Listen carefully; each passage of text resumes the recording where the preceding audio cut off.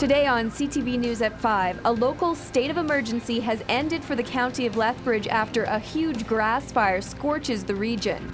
Plus, Milk River residents come together to save most of a family farm from another wild blaze. And officers seize a huge cache of weapons at the Coots border crossing.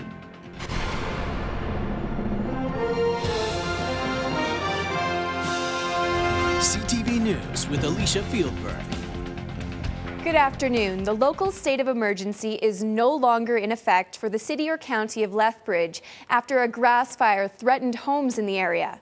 Firefighters were able to get a good hold on the blaze today, meaning evacuated residents could return home. Although the threat isn't over, officials are thankful the situation didn't get any worse. Reg Hampton reports. The fire is all but gone, but the charred earth remains, field after field of blackness. From the air, the extent of the destruction becomes clearer. About 5,000 hectares of land was scorched, an area about half the size of Lethbridge. But fire crews from 10 different agencies kept the flames from spreading to populated areas. Good news is we've had that fire contained and it's under control, and we've got our crews working on the mop-up now. They're looking after a few hot spots, and it's been confined to the perimeter of that fire. So we've allowed the residents back in that were evacuated in the county of Lethbridge. The fire started right here when a power line blew over on the Blood Reserve, and fueled by very strong winds, the fire moved east very quickly toward Lethbridge. Blood Tribe officials had reported the fire consumed one home. They likely assumed this house, in the direct path of the flames, didn't stand a chance. In the end, no homes burned, but 5 were badly damaged by smoke. The fire yesterday caused damages to at least 5 homes. They weren't burnt, but there was smoke damage and a bit of property damage. So the families were evacuated. In nearby Colehurst, which was evacuated as the fire crawled closer, relieved residents were returning with items they had removed for safekeeping. When I heard, I was just kind of in panic mode and just like, what should I grab? And just quickly filled a bag with stuff that I can't really replace, like pictures and stuff like that. And and it was just leaving, right? My emotions were just hectic, and I just could barely see the road. I was crying. But not everyone escaped unscathed. The same strong winds that fueled the fire caused some damage, but ultimately, and most importantly, emergency officials say there were no lost homes and no lost lives. And Reg Hampton is on the Blood Reserve and joins us now. Reg, what's the extent of the damage? Now, as for the land that was damaged, I did ask Rick Tailfeathers with the Blood Tribe about that. He says the good news is that most of it was short, grazing grass, that not a lot of crops were destroyed, and that he expects that by next spring, after the winter, that everything will be back to normal, although he is concerned about possible erosion. It is something they will be looking at as the months go along here, but for now, they're just relieved that this fire was not a lot worse and that no homes were engulfed by flames. Okay, thanks, Reg. And we got a much better look at the damage caused by the grass fire from above today. Our Dale Rummel surveyed the fire path from the sky and brings us this update. This is what 4,800 hectares of burnt farmland looks like at 5,500 feet above. It started here on the Blood Reserve, powered by extreme winds peaking at 112 kilometers per hour. It then cut a large path towards Lethbridge before winds shifted it towards the community of Colehurst, forcing the town's evacuation. Nearly 30 hours later, there's good news from fire officials. We've had that fire contained and it's under control, and we've got our crews working on the mop-up now. They're looking after a few hot spots, and it's been confined to the perimeter of that fire. So we've allowed the residents back in that were evacuated in the county of Lethbridge. I'm pretty happy it's over. We are very lucky. We had no fatalities. We had no damage to homes, property. You have to be good to be lucky and lucky to be good. The weather turned in our favor, but we have some exceptional people who were on the ground, and I think we should all be thankful that this was wasn't worse, because it certainly could have been. Officials credit a cohesive effort between the city, county, province, and the surrounding towns for getting the fire under control and keeping it from getting much worse. So things are safe for the public. We are very pleased that they were cooperative with us. They evacuated well, and they were very cooperative for the time that we had them away from their homes. Officials say they too have surveyed the damage from the sky and say over the next 24 hours they'll begin the process of assessing damages on the ground. For now, they're just happy the worst is behind them.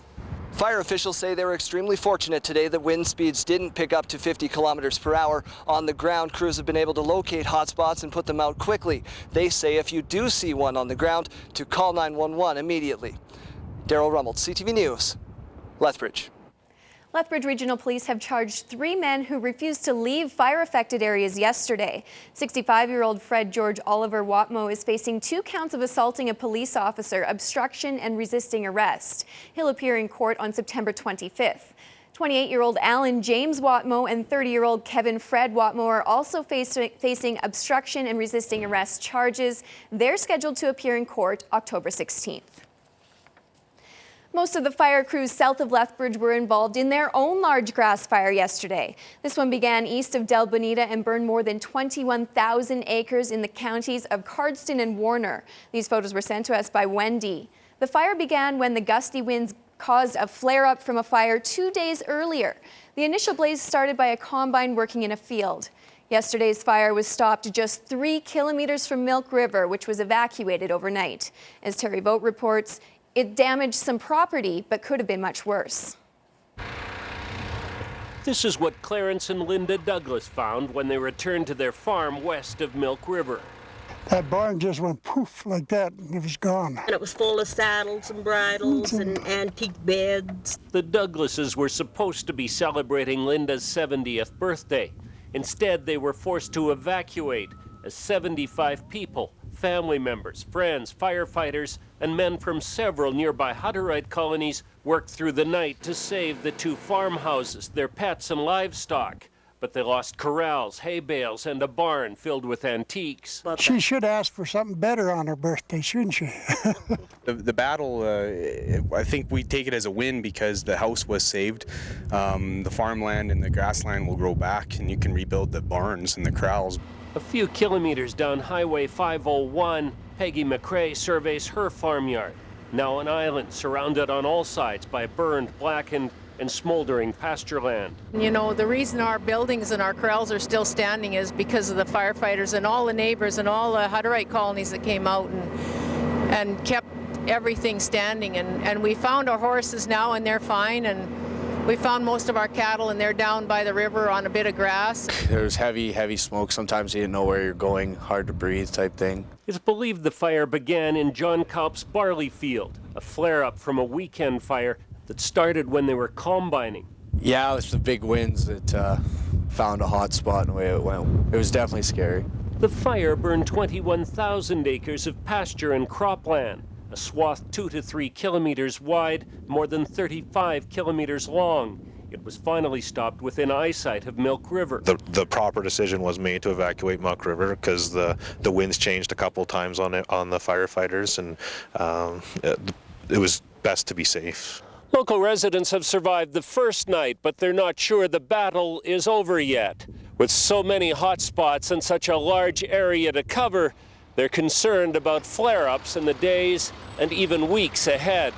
Terry Vogt, CTV News, near Milk River. 3 to 4 firefighters were treated for smoke inhalation while battling yesterday's blaze.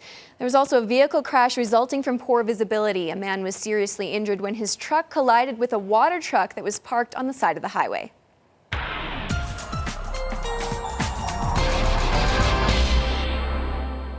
And Dory's in with weather. How long is that wind going to stick around, Dory, and when's it going to warm up? Yeah, actually, the winds are already starting to reduce now. Well, that is a good thing. By midnight, should be tapering off, and we're under a frost warning. I'll have more details in a couple of minutes. Thanks, Dory. Canada Border Services Agency is releasing details about a big cache of weapons and ammunition seized at the port of Coutts. On September 8th, 3 Americans in a pickup truck and travel trailer tried to pass through Coutts to head to Alaska. When border officials asked if they brought any firearms, the driver said he had 7 long guns. During their regular vehicle search, officers found contraband, including restricted weapons hidden under a bed in the trailer. They seized 7 rifles, 11 handguns, flares, overcapacity magazines, grenades, and thousands of rounds of ammunition. 42-year-old Michael John Dorsey of Alaska faces several charges. He was scheduled to appear in Lethbridge Provincial Court today. A Lethbridge ceremony to honor firefighters killed in the September 11th terrorist attacks was canceled because of grass fires, but today many Americans are marking the day. While 11 years have passed, the loss for thousands of families affected remains great. TJ Winnick reports. It's been 11 long years since the terror attacks of September 11th.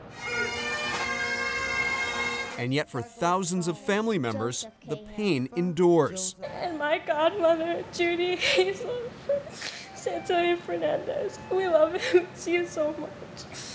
At Ground Zero in Lower Manhattan, loved ones gathered around the 2 memorial pools where the Twin Towers once stood. I can understand if you're not personally affected, you want to move on. And for us, there isn't a whole lot of moving on. We're still with the empty seat at the dinner table. There's still the emptiness with us.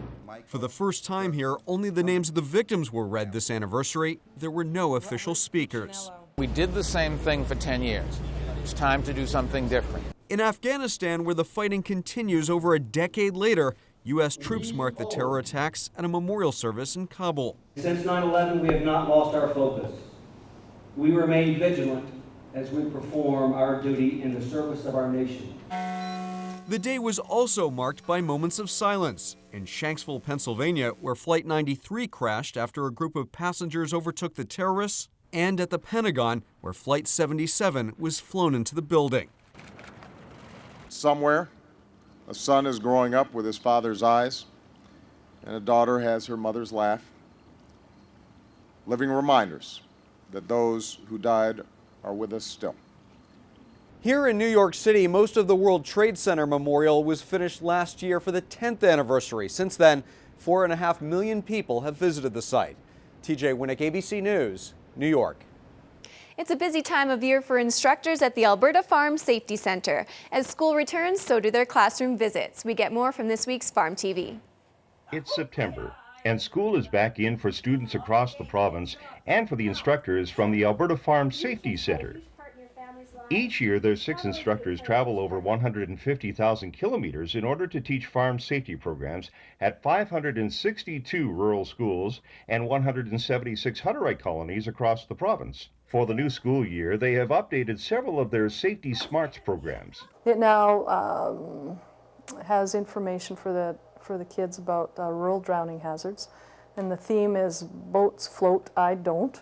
And so we talk to the kids about some of the things that they may be exposed to, in that rural setting. The grade 5 and the grade 6 programs have also been updated.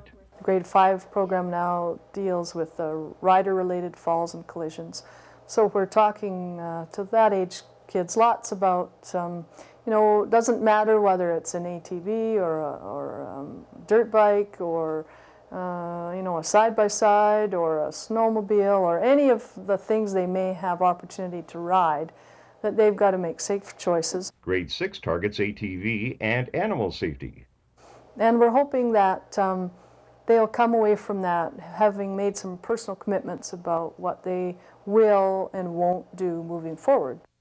Farm TV is brought to you by DA Building Systems. Now let's take a look at the markets.